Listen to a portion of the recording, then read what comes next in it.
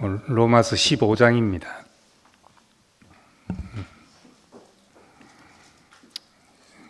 15장 전체인데 몇 절 읽겠습니다. 1절에서 3절. 믿음이 강한 우리는 마땅히 믿음이 약한 자의 약점을 담당하고 자기를 기쁘게 아니할 것이라. 우리 각 사람이 이웃을 기쁘게 하되 선을 이루고 덕을 세우도록 할지니라. 그리스도께서도 자기를 기쁘게 하지 아니하셨나니 기록된 바 주를 비방하는 자들의 비방이 내게 미쳤나이다 한가 같으니라. 13절 읽겠습니다. 소망의 하나님이 모든 기쁨과 평강을 믿음 안에서 너희에게 충만하게 하사 성령의 능력으로 소망이 넘치게 하시기를 원하노라. 아멘. 14장은 이제 믿음이 약한 자를 너희가 비판하지 마라 하는 말씀을 했는데, 이건 이제 서로 부딪힘을 피하는 단계지요. 근데 15장은 한 걸음 더 나아가서 너희가 약한 자의 약점을 담당하라는 말씀을 합니다. 단순하게 이제 인정하고 용납하고 하는 것을 넘어서 감당하라는 겁니다.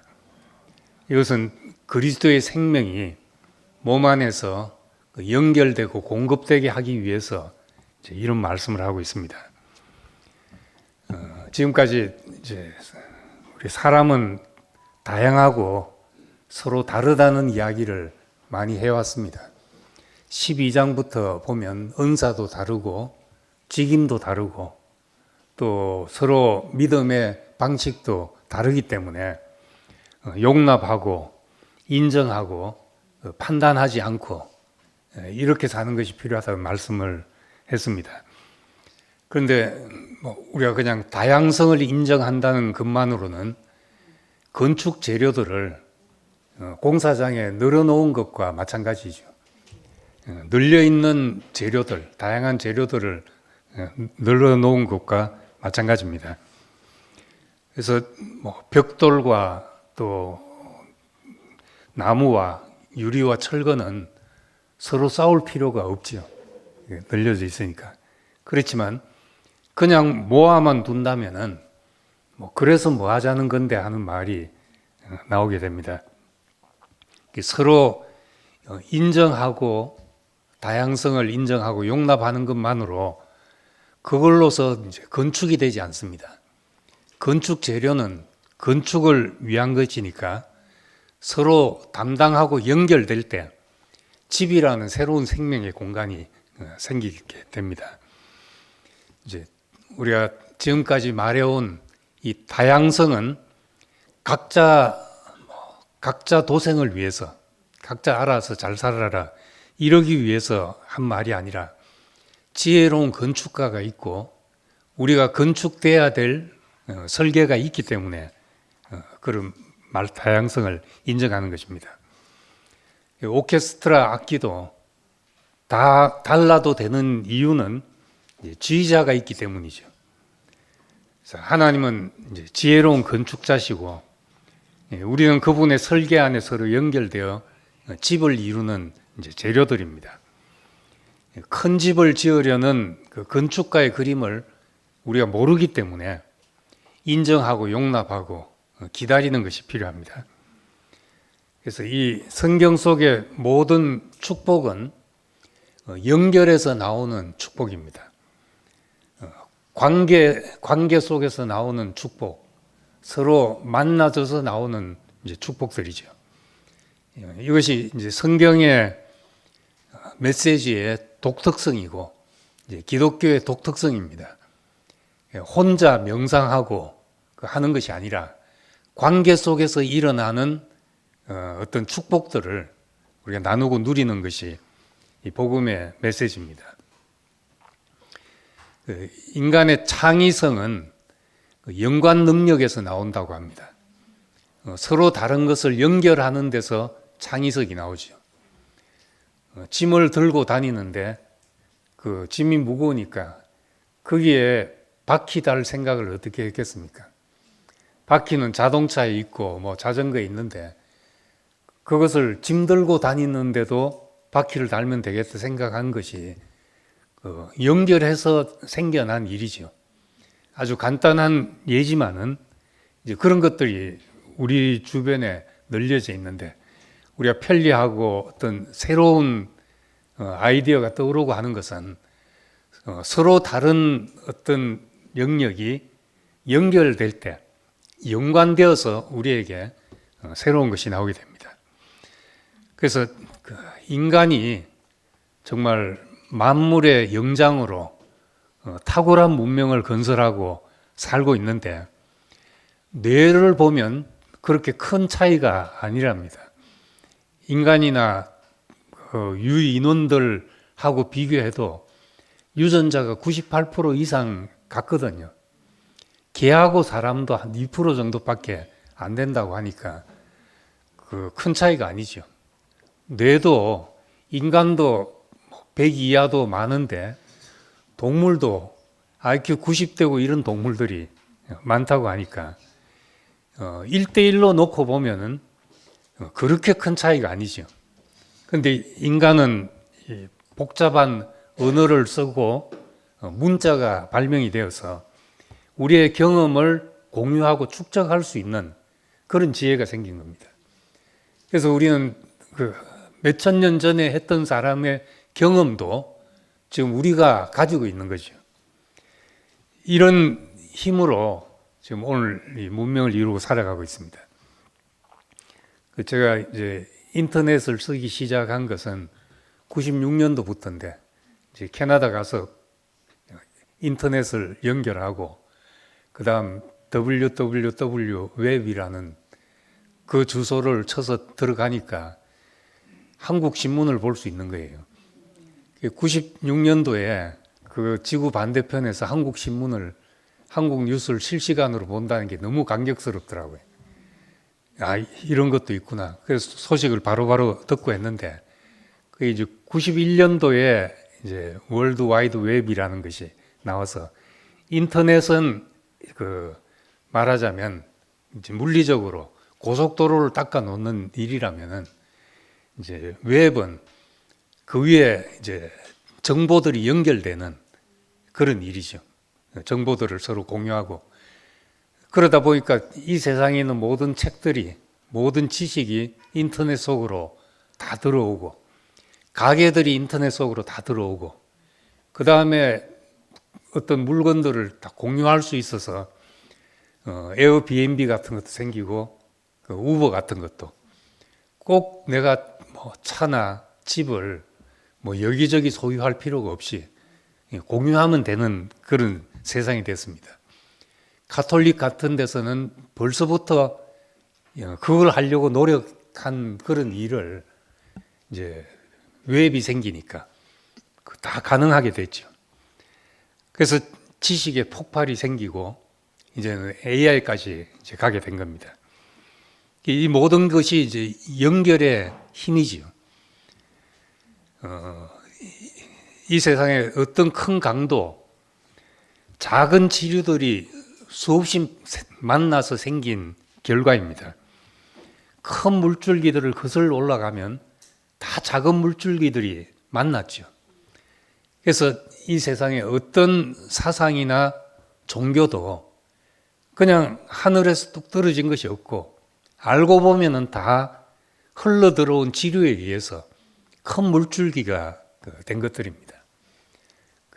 그래서 이제 성경을 자세히 들여다본 사람들은 하나님의 나라의 역사에 쇠국은 한 번도 없었다. 한 번도 이제 우리만 하고 문 닫아 놓은 적이 없다는 거예요. 예를 들어서 천부장, 백부장 하는 제도가 모세의 장인의 조언으로 온 것이잖아요. 예, 그렇듯이 알고 보면 다 주변에서 흘러 들어온 이야기가 그 히브리 정신을 만들어서 예수에 이르기까지 된 것입니다. 히브리 사상이란 것이 따로 있는 것이 아니었죠. 많은 물줄기들이 만나서 생긴 일입니다. 그래서 이 연결은 그 힘이기도 하고 아름다움이기도 하죠. 그래서 인류 역사 속에서 서로 다른 문화든지 사상이 만나는 지점에서 이제 가장 풍요로운 발전이 이루어졌다는 겁니다.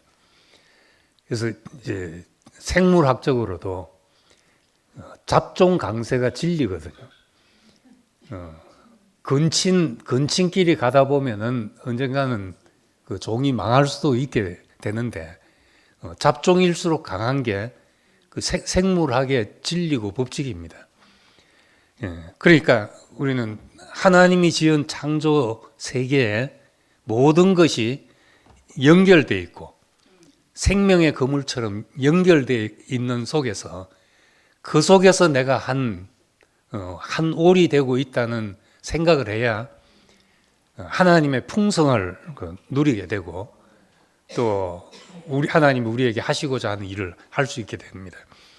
우리가 서로 연결되자 이게 아니라 이미 하나님이 그렇게 우리를 지어 놓으셨다는 것을 발견한 겁니다. 이걸 모르면 우리는 에스겔서에 늘려져 있는 그 해골 뼈다귀에 불과하죠. 그런데 그게 생기가 불어넣어지니까 뼈들이 연결되어서 그 군대가 되었다 하잖아요. 우리도 연결되면은 혼자서는 할 수 없는 일을 하게 되고 혼자서 누릴 수 없는 풍성을 누리게 되는 겁니다. 오늘 말씀은 우리가 그 무엇으로 연결되냐, 어떻게 우리는 연결될 수 있나, 다양하고 서로 다르고 그냥 뭐 마음에 안 든다고 안 보면 그만일 수도 있는데 하나님의 갈망은 우리 연결돼서 몸을 이루는 것이니까 이제 연결되도록 해야 되는 것이죠. 이제 그래서 오늘 1절에서 3절까지 말합니다. 약한 자의 약점을 담당하고 자기를 기쁘게 하지 않을 것이다. 이웃을 기쁘게 하고 그리고 3절은 그리스도께서도 자기를 기쁘게 하지 않았다 말씀합니다. 사람은 기본적으로 자기 기분이 중요하잖아요.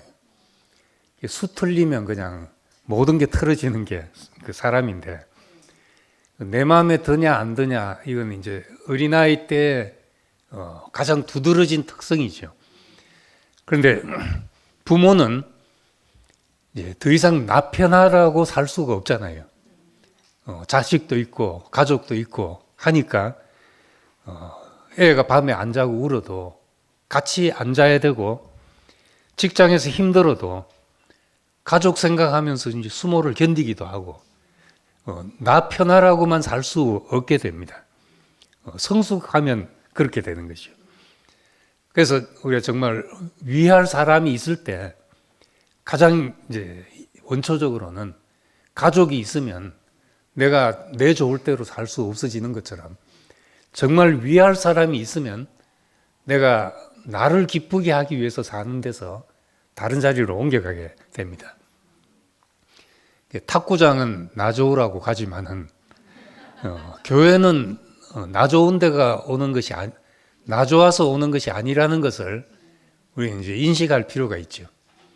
처음에는 뭐 마음에 드냐 안 드냐 해서 쇼핑할 수도 있지만은 일단 교회에 몸이 되면 이 속에서 교회에서 나오는 풍성을 누리자면 나 좋으라고 모인 것이 아니구나. 이걸 인식하고 살 필요가 있습니다. 그리스도가 종기되고 그리스도가 확대되기 위해서 그때 이제 그리스도의 몸으로 건축이 되는 겁니다. 3절에 이제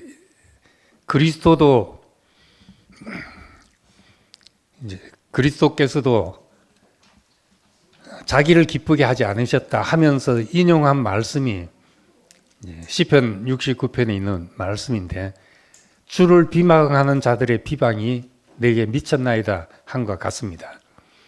이건 이제 기름 부음 받은 왕이 이제 공경에 처했을 때 나온 시입니다.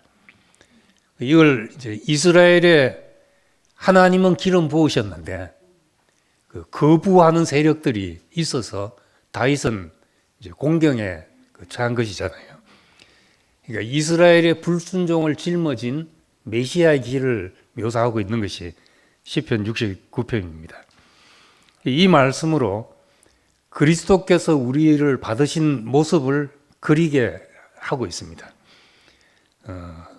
모든 비방이 나에게 미쳤습니다. 이 말을 그리스도께서도 자기를 기쁘게 하지 않았다 하는 말씀으로 연결짓고 있습니다. 메시아라 할지라도, 하나님의 기름 부음이 있다 할지라도 자기를 기쁘게 할 수 없다. 이것이 하나님의 손에 붙잡힌 사람들의 운명과도 같은 말씀입니다. 그도 우리의 연약함을 담당했다. 그래서 약점을 담당한다는 것, 약한 자의 약점을 담당한다는 것, 이거는 누가 못하고 있으면 왜 못하냐 이렇게 하지 않고 너가 하면 되지 않냐는 거죠. 간증을 왜 길게 하냐 하지 말고 나와서 짧게 하면 되잖아요. 그렇게 생각한 사람이 왜 부정을 내놓냐 하지 않고 긍정으로 덮으면 되는 것이니까, 이런 것이 이제 우리 강한 자가 약한 자를 담당하는 것이라고 할 수 있습니다. 그래서 그리스도가 우리 삶의 동기가 되고 이제 지향점이 될 때 우리는 서로 담당하고 연결돼서 서로를 누리게 할 수가 있습니다. 둘째는 그 하나님의 갈망이 우리의 모든 사람을 포함하는 것이기 때문에 우리는 연결돼야 한다는 겁니다. 9절부터 12절까지의 네 절이 구약 성경 네 곳을 인용한 말씀입니다. 9절에 내가 열방 중에서 주께 감사하고, 10절은 열방들아 주의 백성과 함께 즐거워하며, 11절도 모든 열방들아 주를 찬양하며 모든 백성들아 그를 찬송하라. 그리고 12절도 열방을 다스리기 위하여, 이 열방은 이제 모든 나라, 모든 백성 그런 뜻입니다. 이걸 다른 번역에 보면 다 이방인으로 번역을 해놨습니다. 이방인들에게까지, 구약 성경에도 이방인들까지 하나님을 찬송하고 주의 백성과 함께 즐거워하고, 이것이 하나님의 마음 아니었나 하는 것을 이제 바울은 이 구절들을 들어서 열거하고 있습니다.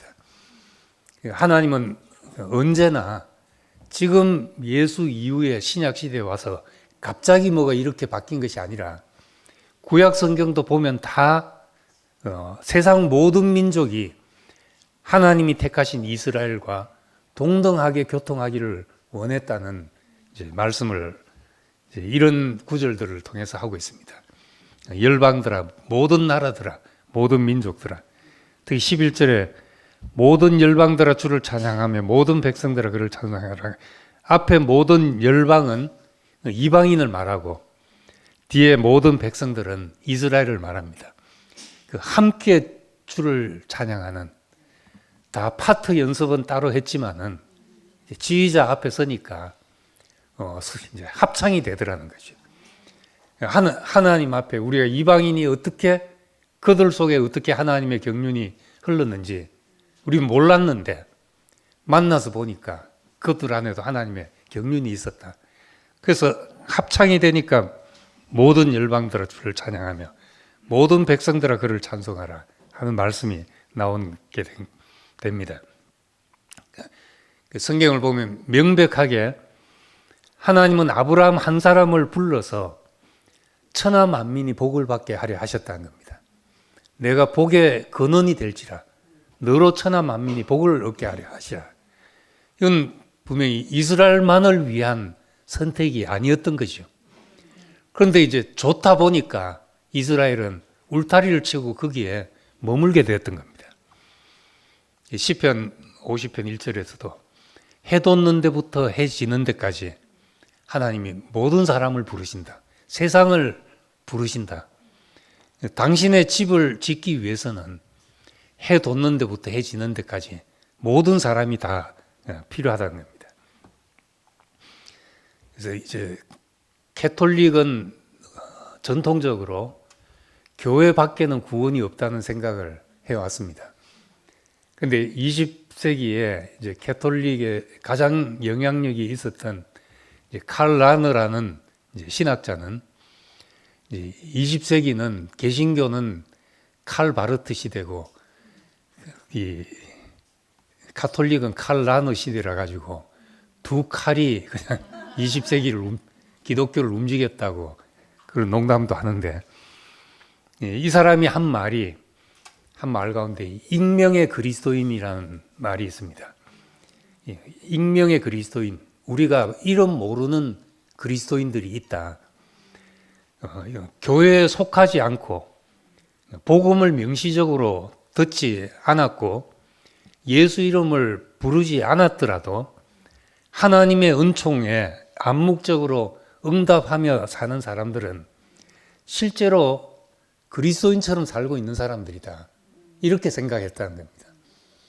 그래서 이 캐톨릭 이제 칼 란으로 인해서 캐톨릭이 이제 포용주의의 길을 가기 시작했고, 그때부터 이제 기독교에 대해서도 개신교에 대해서도 그 이전까지는 이단이었습니다. 개신교는 캐톨릭에서는 이단 취급을 하고 아예 상대를 안 했는데, 이제 칼 라너로 인해서 갈라져 나간 형제라는 표현을 이제 쓰기 시작했습니다. 갈라져 나갔지만 형제라고 이제 부르게 된 것이죠. 그렇게 해서 이제 그렇게 하니까 캐톨릭이 위축되는 게 아니라 훨씬 더 사람들이 더 공감하고 나도 저기 속하고 싶다는 생각을 하게 돼서 그 이후에 캐톨릭은 훨씬 더 이제 종교개혁 이후로 위축되었다가 20세기 들어와서 더 이제 새로운 전기를 맞게 됐던 겁니다. 기독교 언어로 표현하지 않았을 뿐 익명의 그리스도인이라고 부를 수 있다. 그래서 우리도 생각하면은 꼭 나 같은 믿음을 가지고 나 같은 방식으로 교회 생활하고 나같이 성경을 이해하지 않더라도 하나님의 백성일 수 있다는 것이죠. 하나님 안에서는 하나님의 은총은 그 기독교 세계 안에만 갇혀 있을 수 없다는 겁니다.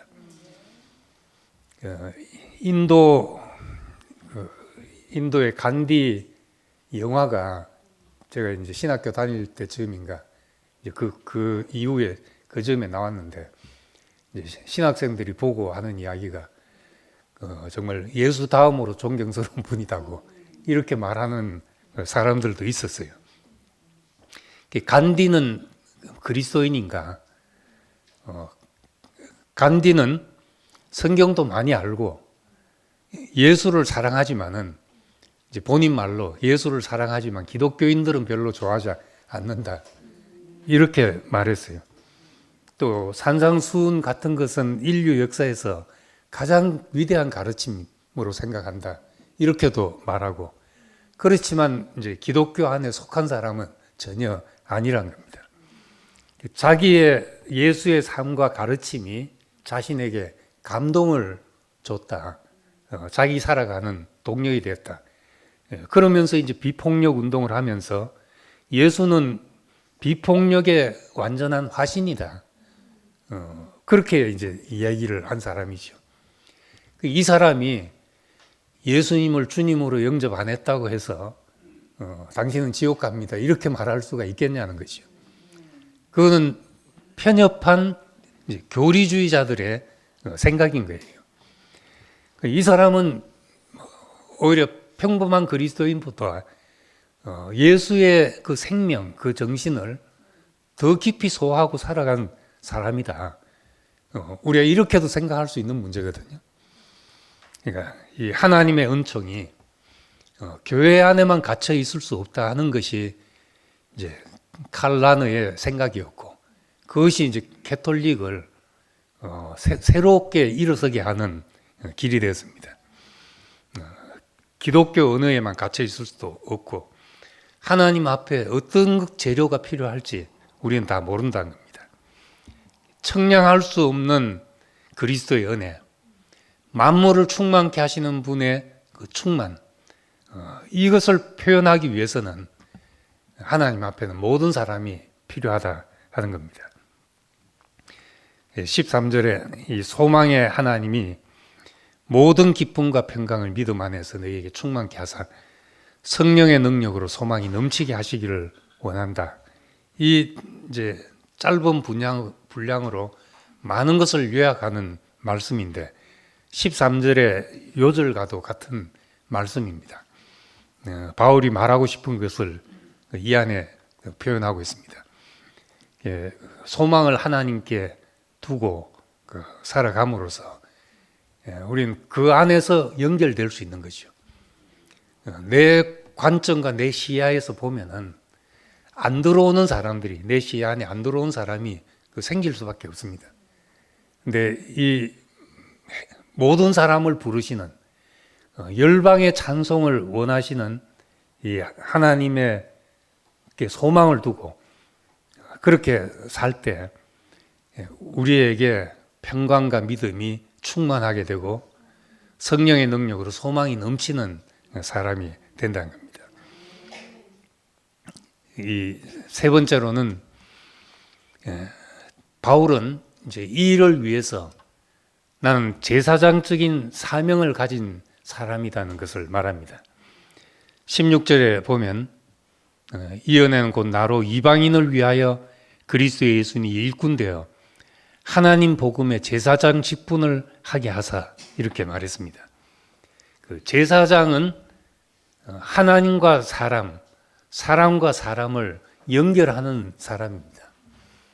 백성의 제물을 가지고 제사를 드리고 그 피를 가지고 지성소로 들어가서 우리를 하나님 앞에 전달하는 사람이고 또 하나님의 말씀을 받아 나와서 백성에게 선포하는 사람이니까 이 이중 직분, 서로의 깊은 마음에 들어가서 연결하는 이 직분을 가진 것이 제사장 직분인데 바울은 제사장 지파가 아닌데도 제사장 직분을 가졌다고 그렇게 말합니다.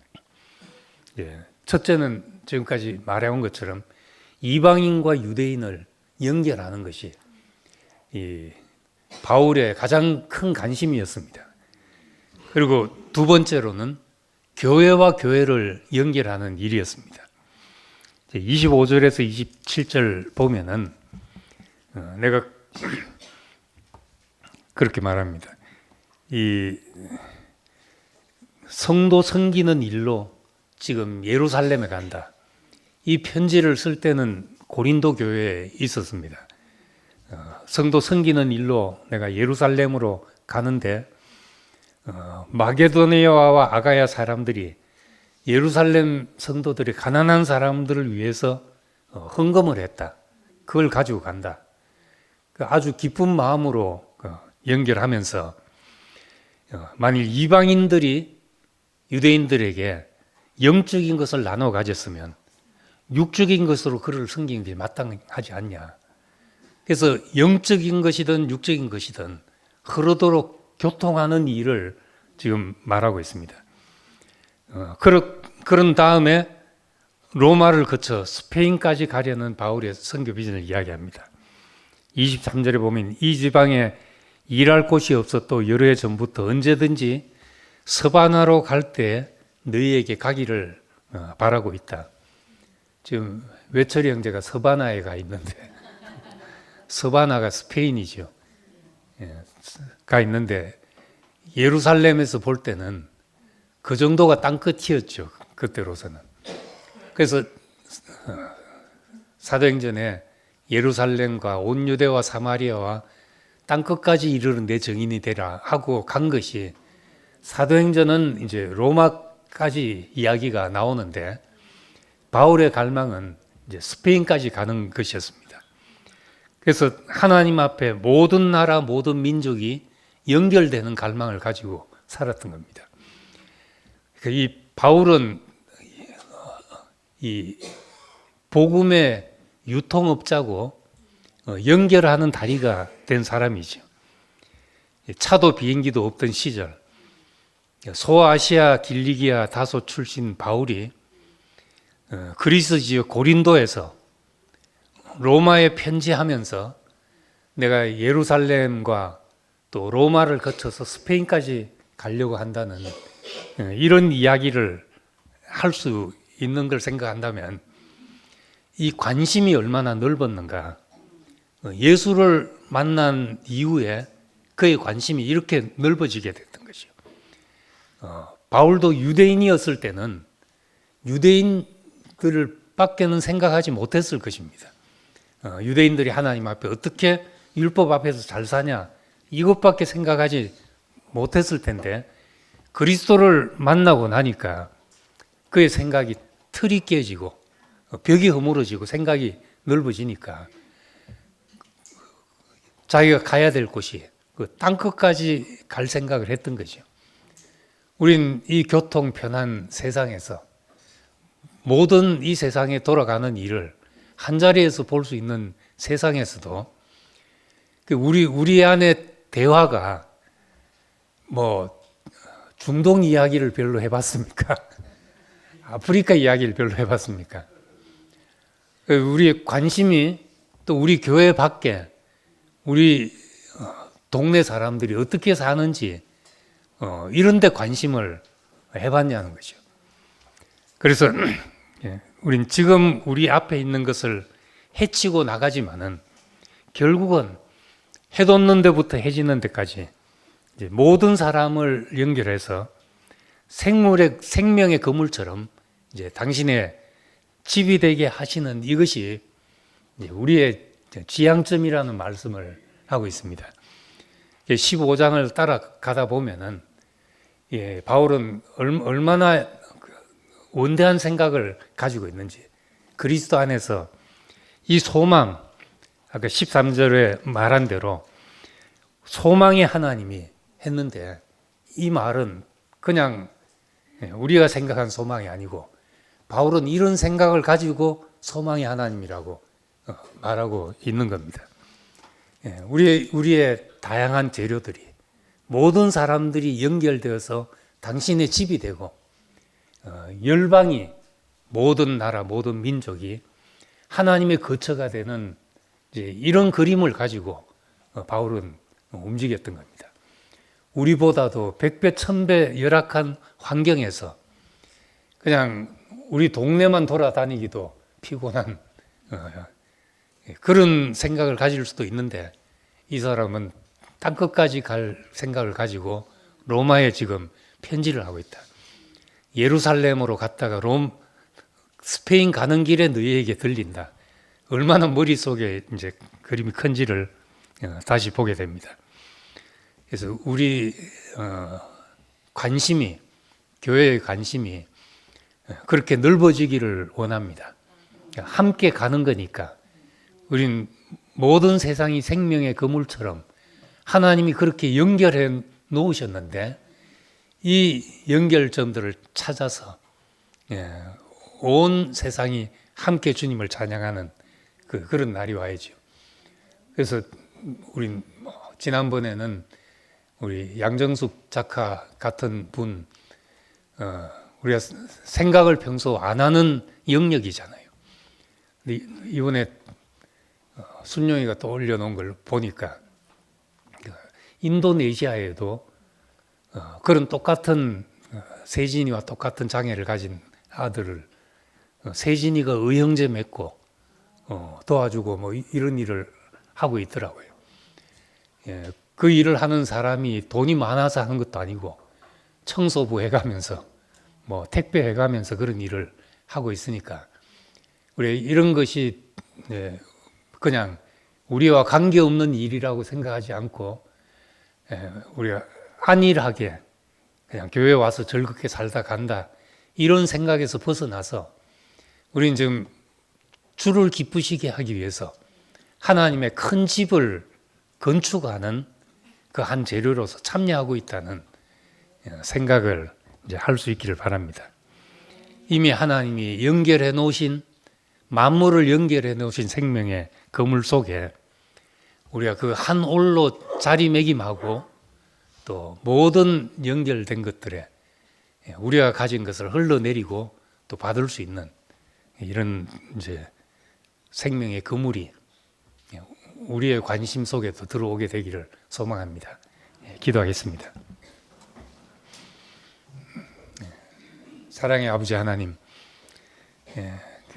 우리를 이 만유 속에 창조하시고 모든 날 마지막에 창조의 마지막에 사람을 창조하시고 이 모든 날 마지막에 그리스도를 우리에게 주셔서 참 우리가 생명의 그물 안에 살게 하신 것을 감사드립니다. 나 혼자 한계 속에 두지 않고 혼자 편하게 버려두지 않고 연결되고 내가 약점을 담당함으로써 우리가 한 몸으로 건축되어서 청량할 수 없는 그리스도의 풍성이 우리 안에서도 나타나기를 원합니다. 이 연결의 기쁨을 우리에게 주신 것을 감사드리며 예수님 이름으로 기도드립니다. 아멘.